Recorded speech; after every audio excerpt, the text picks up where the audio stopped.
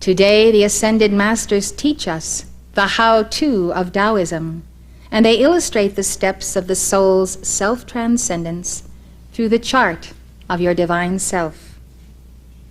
It is the chart of the Tao, the De, and the lower self whose goal it is to attain bonding to both. The chart that you see before you shows three figures, the upper, the middle, and the lower figure. I see the upper figure as the great Tao, the central figure as the great De, and the lower figure, the lower self that is seeking to attain union with both. Our understanding of the great Tao is truly the first cause, Brahman, the universal being of God. As earlier we said, it is the fecund womb of the Great Mother, containing all of cosmos within itself. The great causal body is individualized for each one of us. Lao Tzu taught this. Each one of us has that Tao. And so in this chart, we see that Tao individualized as the divine self, which is above the lower self in vibration and in consciousness. When the consciousness of the lower self begins to equate with that of the higher self, then the two become one, because things equal to the same thing are equal to each other. We see then that the activating force of the De in the central figure is the point of the nexus through the activation and the action of De that is unconscious, perhaps at first conscious and then becoming unconscious. That lower self begins to put on the levels of a higher way and a higher consciousness. The Christians talk about three in one, the Father, the Son, and the Holy Spirit. These are also illustrated on this chart. The upper figure represents not only the Father, but the Father-Mother. It is the great sphere of first cause, or the causal body.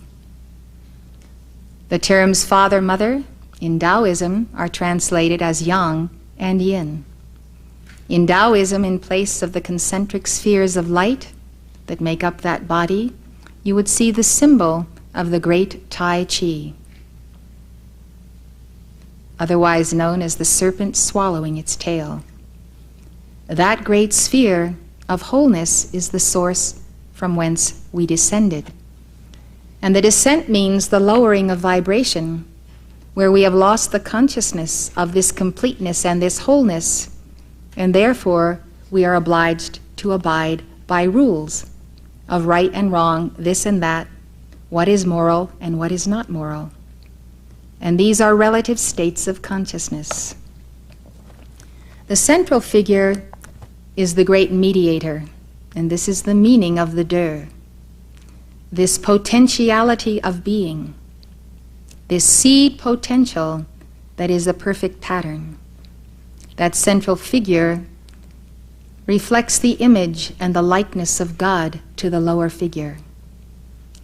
The lower figure being in the relative state as we are today, conscious of sin and not sin, is not able to perceive the absolute. And so the De has been sent forth. In Christian terms, the De would be the only begotten Son, not in the sense of a human being, but in the sense of the universal Christ. And that universal being, that mediator, is a step down or a going forth of an emanation of light from the great Tao above. The De, then, until we have integrated with it, can be seen as our teacher. We can reach out for it because we know that ultimately our teacher is our real self, or Christ self. The lower figure, then, attempts by meditation, by good works, by an active life of contemplation of the infinite, that oneness and that alignment with that inner self. The inner self mirrors to him his true identity. He can look in the mirror of the der and see how he should be, because he does not know how he should be. And that's why he makes up rules of right and wrong. In communion with the der, the individual finds that point of equilibrium where he can be that der in action without being conscious of it. The merging of the lower figure, then, with the central figure in this chart is a daily walk in contemplation of the source that is sent forth, this mediator, to restore us to the whole. The Tao is not a personless, mindless, impersonal being. The Tao manifests the full personality and impersonality of the law and the lawgiver. We can know love from the great Tao, and we can know a loving, brooding presence that has lowered its vibration to the level of the middle figure and compels us to raise our vibration to the level of the middle figure. The middle figure in the chart is a level of consciousness that we had and knew in past golden ages when we had not gone out from the Tao and the Der. Lao Tzu came to restore that state of mind. Because the lower self cannot enter that mind and understand that mind, the lines of the Tao De Jing are written in an enigmatic way, in a mystical way, because we are being taught something that the limited capacity of the mortal mind cannot contain. And therefore, by the mystery and the enigma of the teaching, we are forced to not go through this mind to understand it, but rather to appropriate the very mind that contains it, represented by that inner self or Christ self as the middle figure in the chart. The great avatars of all ages who have come to liberate us have been the full embodiment of that middle figure. And they have been greatly overshadowed by and many times been bonded to also the upper figure. Therefore they have walked the earth with the shining halo of their own causal body, such as the Buddhas who embody the Dharmakaya. Buddhists call the upper figure in this chart the Dharmakaya. It is the highest body of light. We call the body the causal body, and the figure within it that has identity, the I am that I am, or the I am presence. Holiness, then, is a successive putting on of the garment of the Der and the Tao. And the Der comes first because it is closer to us in vibration. Were we to attempt to now jump into the infinite sea of God's being, into the great Tao, we would be annihilated because we have not internalized it. Only those who internalize God, or the I am that I am, or the Tao, can merge with it without having the annihilation of personality and of soul. This wonderful teaching of Lao Tzu gives us an Eastern view of the ancient teaching which has been delivered to us today through the Ascended Masters. It is the teaching which Jesus Christ gave to his disciples and Gautama Buddha gave to his. As we contemplate these teachings, let us reflect upon the chart. Let us recognize that the flame that we see around ourself, represented in the lower figure, is an all-consuming flame, a flame we can invoke. It is the flame of sacred fire, the flame of the Holy Spirit. It is called the violet flame, and it transmutes or erases the state of consciousness that is less than the Tao. And we find that as that state of consciousness is effaced and is discarded by us as a snake skin or a conch shell, we no longer inhabit it, that therefore a vacuum is left. The vacuum is created by this transmutation, and so the higher self descends because we are becoming more like that higher self in vibration, the higher self being the middle figure in the chart. Continuing with the analysis of chapter 38, Cooper says, "No other system exposes and ridicules moral sham more ruthlessly or with more zest and humor than that of Lao Tzu." The Zhuang-Tzu, the Taoist classic attributed to the sage Zhuang-Tzu, says, "To employ goodness as a passport to influence is an everlasting shame. It is useless to preach morality and charity and all the conventional virtues before reaching the heart of the example of one's own disregard for name and fame." After listening to a pious dissertation on the virtues of self-sacrifice and charity, Lao Tzu exclaims, "What stuff! Is not your elimination of self a positive manifestation of self? I say to deny self is to affirm self. The dot in the center of the circle is the only place where self is and is not. If you have to eliminate self, then you have a self. Get beyond that. Go to that dot in the center of the circle, the equilibrium of the middle figure in the chart and the upper figure in the chart." Cooper says, "Taoism teaches that virtue must also be an inward quality." The Zhuang-Tzu says, "Unless there is a suitable endowment within, Tao will not abide. Unless there is outward correctness, Tao will not operate." This endowment of the Tao is that seed potential. It is the flame of the heart, and it is the De of the inner self, the real self that is the Christ. Cooper explains, "The possessor of true virtue has no air of smugness about him, nor does he criticize others."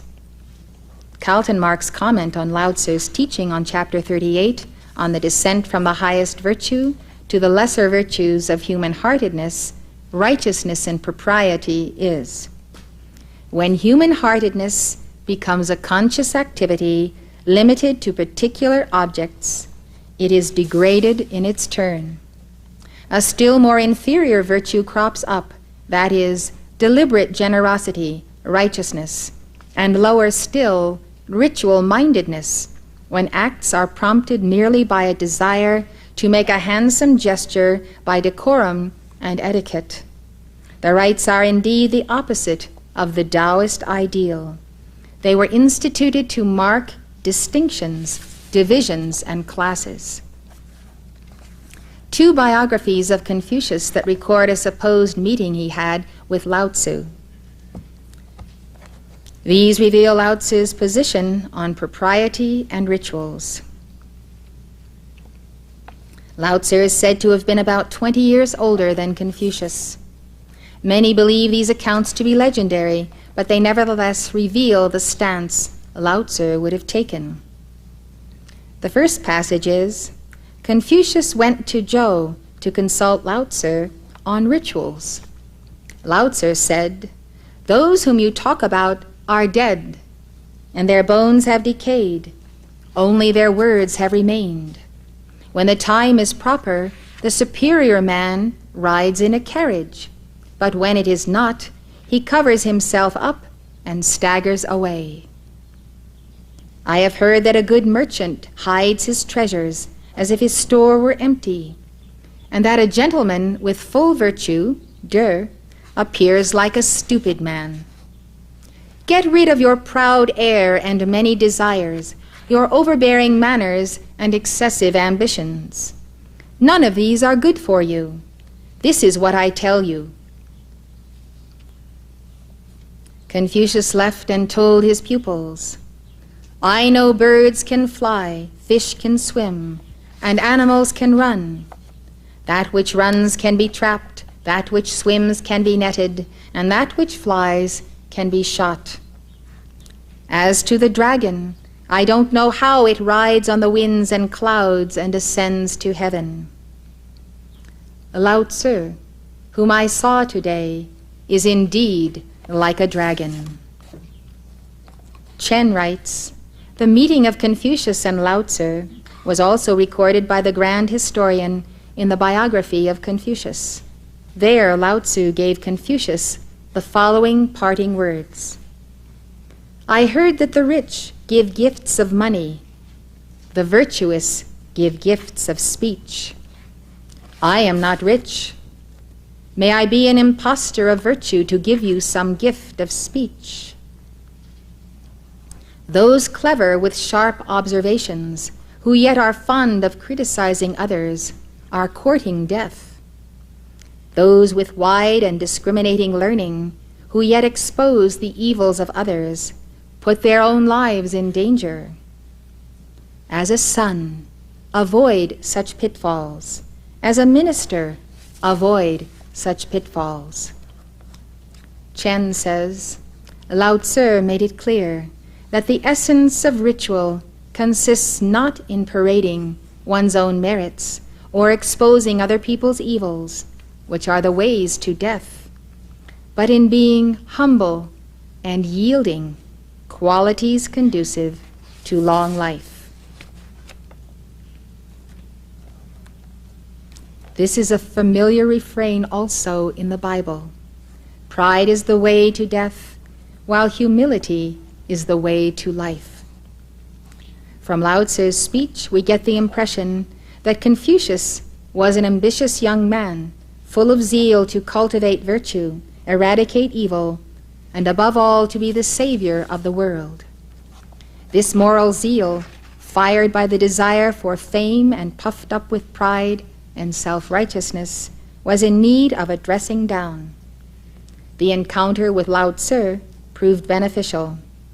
Afterward, Confucius was said to become more reserved and contemplative, while his disciples also made progress.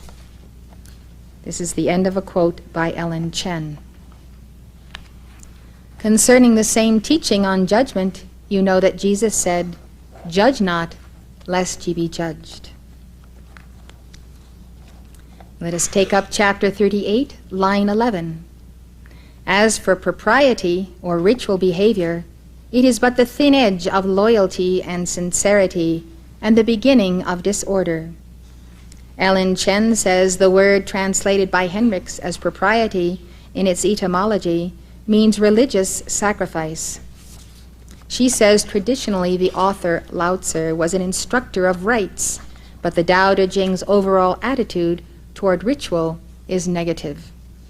In chapter 38, ritual, coming after human-heartedness and righteousness, occupies the last stage of moral development, such that it actually marks human alienation from the divine. We can clearly see this as so many people in our own time confuse ritual with true spiritualization of consciousness. There is more emphasis placed on the performance of the ritual than the content of the ritual. When we have both the form and the content, then of course the ritual becomes our self, and it has a true meaning and a true reason for being in our lives. Chen says ritual behavior externally manifests an inner awareness of one's separateness from the divine. If you have to go through ritual, then you're saying, I am separate from the divine. Thus one treats the holy as the other with reverence and awe, and not as one's inner self and inner potential of being. In the deepest sense, rituals are designed to reconnect us to the divine. Standing on their own, however, they are mere appearance, without substance or solidarity. The religion of ritual is the religion of the Pharisees, bordering on irreligion. That is the end of the quote from Chen. Cooper says that the Taoist view is that the stable, guiding lines of custom lull man into feeling that all is well without, while all may be ill within. She also explains how The Taoist idea of ritual sacrifice has to do with coming into harmony with the Tao. Coming into harmony with something means coming into the same vibration with. And if we look at the lower figure on the chart and the upper figure, the soul in embodiment and the I am presence, what we are saying is that the only true harmony between the two is when, through the middle figure, the mediator, the soul is able to raise its vibrations. The individual can raise the vibrations of the chakras and the aura to be now in polarity with the upper figure. And in that polarity, the middle figure is at the nexus. And you can see this polarity by drawing a figure 8. The upper figure is the Tao, the lower figure, the soul in the state of becoming. But it all takes place through the mediator, which is the De, the real self, the Christ. Cooper says, in Taoism there is no sacrifice to obtain pardon, no prophetic element which is bound up with anthropomorphism, and no prayers for personal favors. Any prayer must be for guidance to carry out the will of heaven. When you think about that, the prayer for guidance to carry out the will of heaven, if we will continue pursuing that prayer, we will become all of these things. By embodying God's will, we obtain pardon because we have eliminated the difference between ourselves and God. We have accepted His will. We need no prophetic element, for we are within the will of God. We need no prayers for personal favors. We need no personal favors because we have chosen to embody the will of God, the will of the Tao, the law of the Tao. And God will give us that and teach us how to do it through that beloved teacher, the Christ self. In the ritual sacrifices at the solstices, the emperor, as officiant, did not act the role of propitiator, but put himself in touch with heaven to learn its will and to offer gratitude for former guidance. The decree of heaven was the mandate of the king or emperor to rule the kingdom, but he forfeited this divine right as soon as he failed to act in accordance with the will of heaven. So too, ordinary man had to justify himself before heaven, but favors could not be bought, nor could heaven be influenced by sacrifices. Correct conduct was the means of putting both king and subject into conformity with the will of heaven, and so producing harmony in all relationships in the universe. And correct conduct is being centered in the De, neither this nor that, neither left nor right, but centered. There was no possibility of vicarious sacrifice. As the Mahabharata says, sacrifice does not consist merely of material objects, which are only external. Essentially, it consists in that which comes from the innermost living heart. Hence, only the good man is able to offer sacrifice properly. As Ross comments in The Original Religion of China, the root of sacrifice is the heart. It means that man entertains in his heart no desire which is out of harmony with his true self, and that his outward life is in complete accord with the Tao. He seeks from sacrifice no personal gain, no private advantage. Chapter 38, lines 12 to 16. And foreknowledge is but the flower of the way and the beginning of stupidity. Therefore the great man dwells in the thick and doesn't dwell in the thin, dwells in the fruit and doesn't dwell in the flower. Therefore he rejects that and takes this. Arthur Waley translates this: foreknowledge may be the flower of doctrine, but it is the beginning of folly. Therefore the full-grown man, that is full-grown in Tao, takes his stand upon solid substance, and not upon mere husk, upon the fruit and not upon the flower. Truly, he rejects that and takes this. Life is a never-ending process of choices, right choices, to take the enduring, the true, the balanced, and leave the rest. Every day we are saying, this, not that, this, not that. To do this, we must come into attunement with that mind of the middle figure in the chart. That is the image and likeness of the Tao. The image and likeness of the Tao is the De. Ellen Chen says, foreknowledge is knowledge through the art of divination. According to the Tao Te Ching, divination is necessary only when humans have lost direct access to the Tao. It is better to never depart from the Tao and De, never acquire any moral consciousness, and thus never need recourse to the art of divination, which is but the flowering of Tao and the beginning of stupidity. When you become aware of the Tao as a thing apart from yourself, that is when the flowering of the Tao, like the knowledge of the Tao, is the beginning of stupidity. When you know the Tao internally, within your own sense of being, then you have the foundation of true oneness and of the soul's bonding to the Tao. Regarding the phrase, therefore the great man dwells in the thick and doesn't dwell in the thin, Chen says, nature or the unconscious is the thick, while virtue or consciousness is the thin. The Taoist's choice is the thick hidden kernel where life resides, not the thin flower pertaining merely to appearance. That is the end of the quote by Ellen Chen and the end of our commentary of Chapter 38 of the De Tao Jing, translated by Robert Henricks.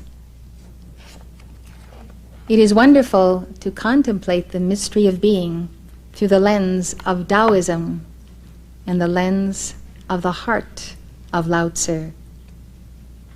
Let us continue to do so as we look at life in a new dimension, existence here below and as above. I commend you to the Tao Te Ching. I commend you to your heart's meditation on the reality that is within you. You're watching Elizabeth Clare Prophet, world-renowned author and founder of Summit University. Summit University is located at the beautiful Royal Teton Ranch in Park County, Montana, just north of Yellowstone National Park. If you'd like more information, call 800-323-5228. That's 800-323-5228.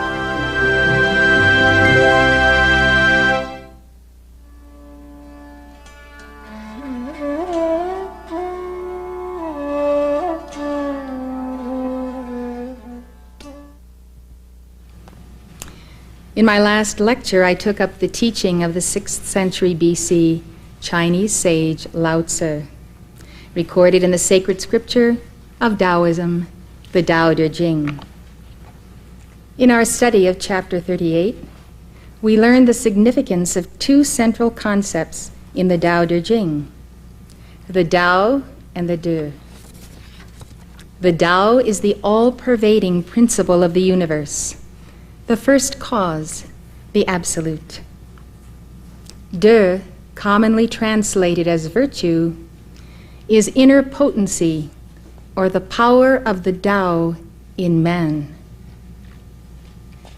It is also natural goodness, that is the result of the Tao functioning in man and in the universe. We also learned about the qualities of those who have superior De, that is, superior virtue, hence power. The person with a superior De does not proclaim his good works. He is not smug about his accomplishments. He is not concerned about outward propriety. His virtue is an inward quality. Above all, his power and goodness come naturally. As it were, they are part of the very fabric of his being. Today we turn to chapter 39, where Lao Tzu describes how the Tao undergirds everything that exists, and how without the Tao, nothing can exist. First, I will read to you Robert Henrich's translation of chapter 39 in full. Then I will give you the interpretation of scholars and my own commentary. And so Lao Tzu writes, "Of those in the past who attained the One, heaven, by attaining the One, became clear. Earth, by attaining the One, became stable. Gods, by attaining the One, became divine. Valleys, by attaining the One, became full. Marquises and kings, by attaining the One, made the whole land ordered and secure." Taking this to its logical conclusion, we would say, if heaven were not by means of the Tao clear, it would, I'm afraid, shatter.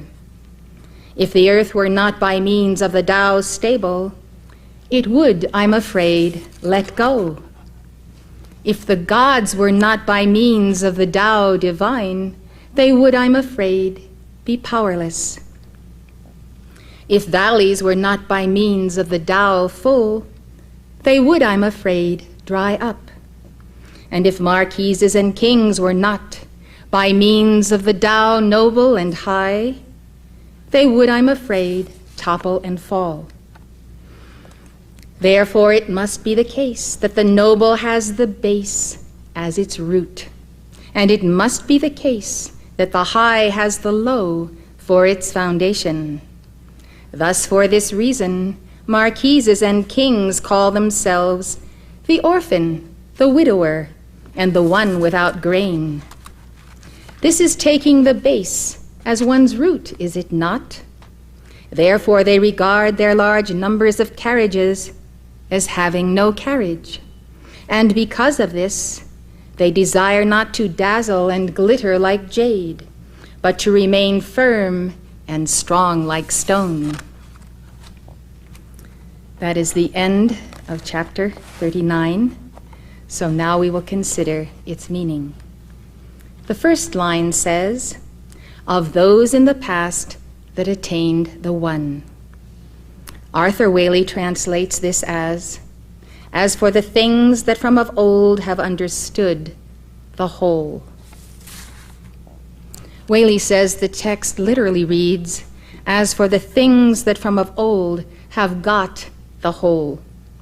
He says the got does not mean attained, but got the idea of.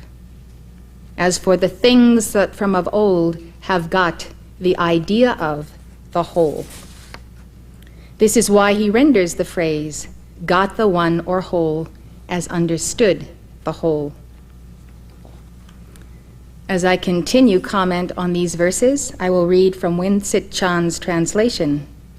It is similar to Henrich's, but smoother. Chapter 39, lines 2 through 12. Again, these are the same lines by Winsett Chan. "Of old those that obtained the One, heaven obtained the One and became clear. Earth obtained the One and became tranquil. The spiritual beings obtained the One and became divine. The valley obtained the One and became full. The myriad things obtained the One and lived and grew. Kings and barons obtained the One and became rulers of the empire. What made them so is the One. If heaven had not thus become clear, it would soon crack. If the earth had not thus become tranquil, it would soon be shaken. If the spiritual beings had not thus become divine, they would soon wither away. If the valley had not thus become full, it would soon become exhausted. If the myriad things had not thus lived and grown, they would soon become extinct. If kings and barons had not thus become honorable and high in position, they would soon fall. Translator R.B. Blackney comments on this chapter. The use of the One is, of course, a synonym for the Way, or the Tao. It indicates the unifying character of the Way. This poem is an assertion that the Way is immanent everywhere. Wingsit Chan says that the One, also referred to as the Great One, is equivalent to Tao but has different connotations. Tao denotes the way, the principle. The One, on the other hand, denotes unity and simplicity. The uncarved block before it is split up into individual things, and the number that is not relative to other numbers. It is things merged into one. It is consciousness without division. It also denotes the beginning and the origin of things. Zhuang-Tzu used the concept of the One in still another sense. He described it as the synthesis of all opposites. He says, "The universe and I exist together, and all things and I are one." That is a beautiful Taoist mantra. Let us give it. The universe and I exist together, and all things and I are one. The universe and I exist together, and all things and I are one. The universe and I exist together, and all things and I are one. According to him, all distinctions and contraries are combined by Tao into one. For us, this is equilibrium of yin and yang. Holmes Welch writes, the chapter is Lao Tzu's clearest definition of Tao as the order of the universe. It is the law of nature. Tao is not identical with the universe, and yet it is at work everywhere within it. Tao is impersonal and beyond the reach of prayer. In the West, mystics generally regard God as personal, while most Eastern traditions regard God as impersonal. I don't believe that the Tao is beyond the reach of prayer, and I don't see how anyone could so circumscribe the limitless Tao. Eastern and Western traditions see God as both personal and impersonal. The impersonal aspect is reflected in the Tao and Brahman, but the personal aspect is seen in myriad Buddhas and Bodhisattvas, and the Hindu pantheon of gods and goddesses. And so we can pray to an impersonal God and a personal God. In the West, God the Father is impersonal, but God the Son is personal. Saint Germain gave a teaching. He said, Father is the impersonal impersonality. The Son is the impersonal personality. The Mother is the personal personality, and the Holy Spirit is the personal impersonality. To me, that sounds like a bit of Taoism all in itself. Translator Ellen Chen says, the central theme in the previous chapter, in order to be what it is, a being must revert to its origin, is elaborated in this chapter. Every being becomes what it is by returning to the One from which it comes. In this chapter, the One is what endows everything with its specific nature, so that it is what it is. Just as among numbers, the number one is the smallest, and yet the beginning and foundation of all numbers, so the One is Tao. It is the great creative ground coming forth as the small to become the world. which is the great. The meaning of the one is consistent throughout. It is the humble and small, born of the nothingness of Tao, to serve as the ground of all beings. The He commentary calls the one the child of Tao. The one, born of Tao, is the seed of all beings by determining all beings to be what they are. This brings us to the concept of Christ. I see the child of the Tao as the equivalent of the only begotten Son of God, in whose image and likeness we are made. It is the universal Christ individualized for each one of us in the person of the Holy Christ Self, also shown in the chart of your divine self. So the one is born of the Tao, even as the Son, one manifestation of the universal Christ, came forth from the Father, or as we would say, the Father, Mother, God. The seed of all beings, it is like the seed of Christ, or the seed of Buddha that resides in all of us. And as we nourish the seed, we become the fullness of that seed. It is the image of Christ that God made that determines what we are and what we are to be. We do not see the only begotten Son as confined to Jesus in the Orthodox Christian sense of the word. We see Jesus as the full incarnation of that one because he became one with the great Tao. And by his example, we can become the incarnation of that one that was born of the Tao. Here is where the great mysteries of Christ converge with the mysteries of Lao Tzu. The one is the germinal seed of all beings. Through the one we become who and what we are meant to be. If you pause a moment and meditate and feel what you feel as the seed of God, it is the point of identity. It is like the center of a great spiral of being. And because that seed is at the center of our being, we know we can fulfill the full potential of that seed. And that seed goes back to the sense of potency, the potency of the Tao. Through the one we return to our point of origin, which we call the great central sun. The great central sun can be called the great Tao. Chen continues her commentary.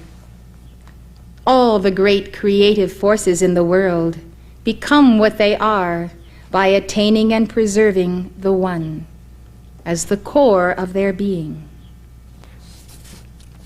Heaven is clear, earth is peaceful, spirits are efficacious, valleys are replenished, all beings come to be, and rulers bring order to their states.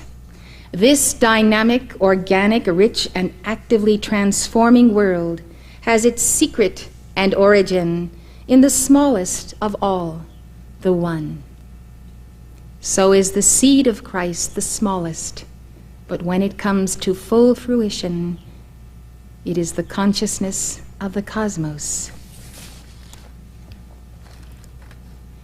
Until you discover this seed and have the sense of that point of contact in yourself, you may lose sometimes the sense of being centered in a divine reality, centered at a point of seeing and knowing, of purpose and will and decision-making.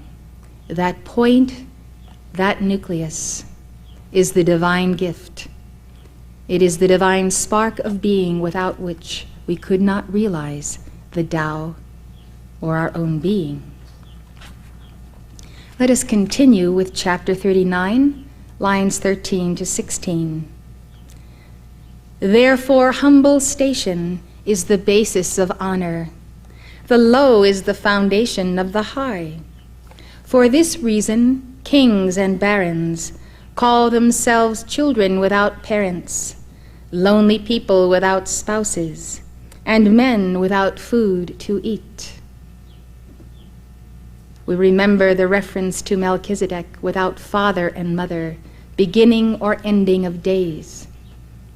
Perhaps rather than being literal, this may mean that he was the full manifestation of the Tao and therefore no longer had a reference point to beginnings and endings.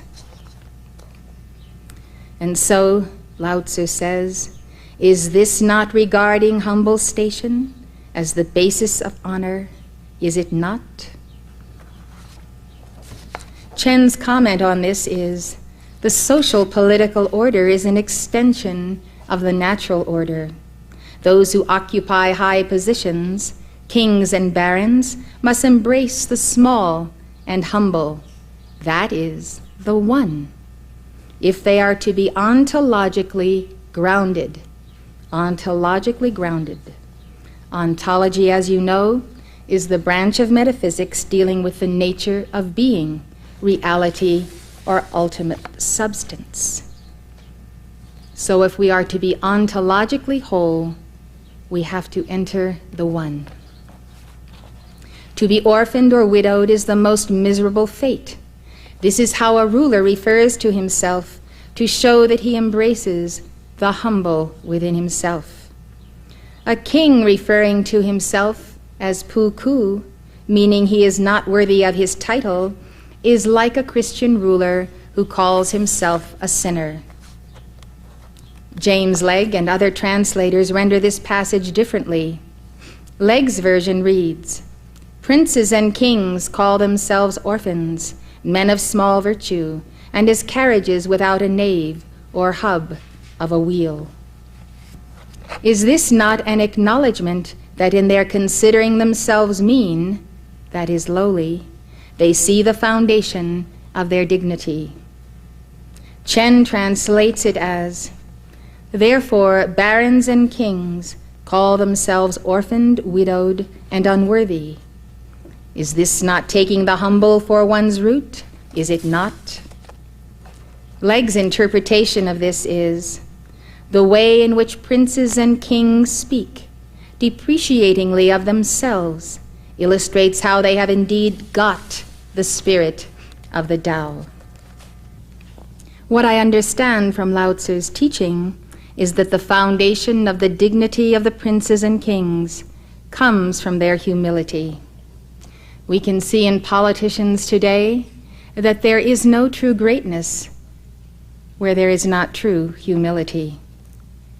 True greatness comes from realizing your smallness and letting yourself be filled with the greatness of the Tao.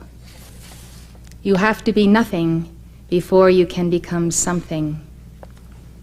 It is like the process of the self-emptying of the things of this world, that one may be filled with the things of the Spirit, and nature abhors a vacuum.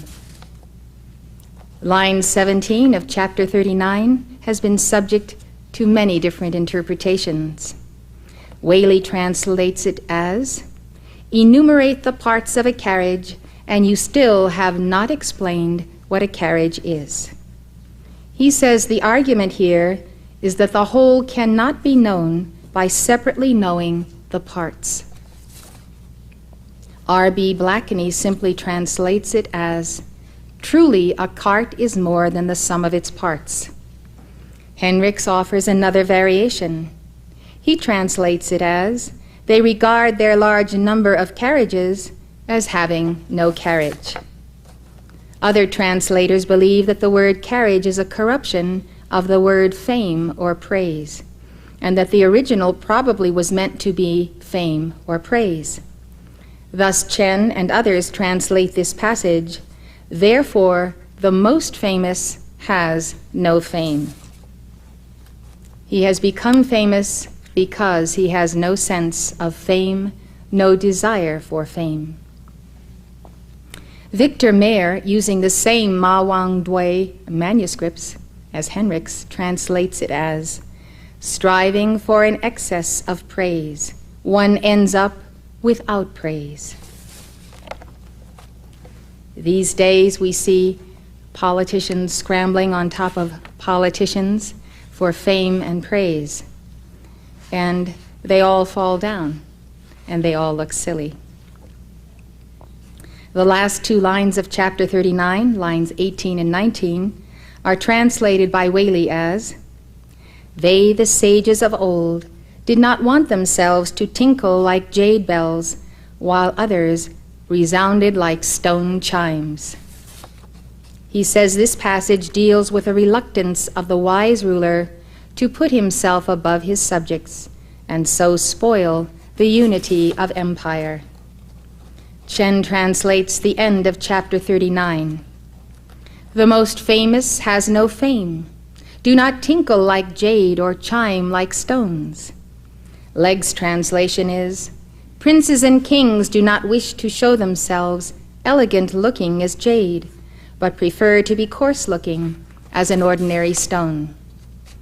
Chen says the intent here is, instead of advertising oneself, it is better to hide among the fameless. Do not chime forth loudly like jade and stone pieces in musical bells. The sage covers up his jade under coarse garments. My meditation on chapter 39 of the Tao Te Ching has opened for me new levels of understanding of the words and deeds of Jesus Christ. We all know these words and stories by heart, so much so that their meaning has been neutralized. But Lao Tzu's teachings give us a bright new dimension of what was in the mind of Christ when he thus spoke. In chapter 39 of the Tao Te Ching, Lao Tzu teaches, "The noble has the base as its root. The high has the low for its foundation." Jesus understood that only the meek and humble who embrace the base, which is the One or the Tao, can reach to the heights. He not only taught this, but he exemplified it in his own life over and over again. It is amazing how many passages I have found that are pure Taoist in their statement, right out of the four Gospels. Jesus preached, "Come unto me, all ye that labor and are heavy laden, and I will give you rest. Take my yoke upon you and learn of me. For I am meek and lowly in heart, and ye shall find rest unto your souls. For my yoke is easy, my burden is light." First of all, let us define our terms. The Oxford English Dictionary defines the word meek in the sense we are using it as gentle, courteous, kind. To call a superior meek means he is merciful, compassionate, and indulgent. As connoting a Christian virtue, meek means free from haughtiness and self-will, piously humble and submissive, patient and unresentful under injury and reproach, inclined to submit tamely to oppression or injury, easily put upon. Of animals, it means tame, gentle, not fierce, not violent or strong, mild and gentle. The Oxford English Dictionary defines lowly as humble in feeling or demeanor, not proud or ambitious, humble in condition or quality, modest, unpretending, low in situation or growth. Jesus is saying, "Ye shall find rest for your souls, because I am the base. My yoke is easy, my burden is light," means, because I have taken upon me the Tao as my burden of light, therefore my yoke is easy. My de is easy. The activating principle of virtue in me is easy. Because I am meek and lowly, I carry the Tao. One must be meek and lowly to allow oneself to be ridiculed, to be crucified, and to become the burden bearer, the servant of all. And yet through all of this, Jesus is teaching us that this is the lesson not only of Christian virtue, but of the science of equilibrium, of the law of nature. If you walk as I am and do as I am, you will receive power from on high.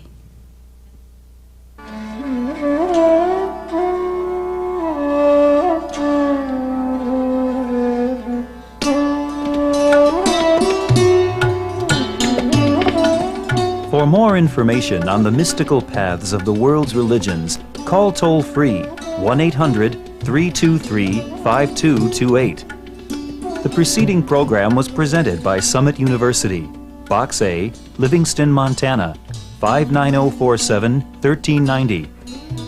If you'd like to know more, call this number or write this address.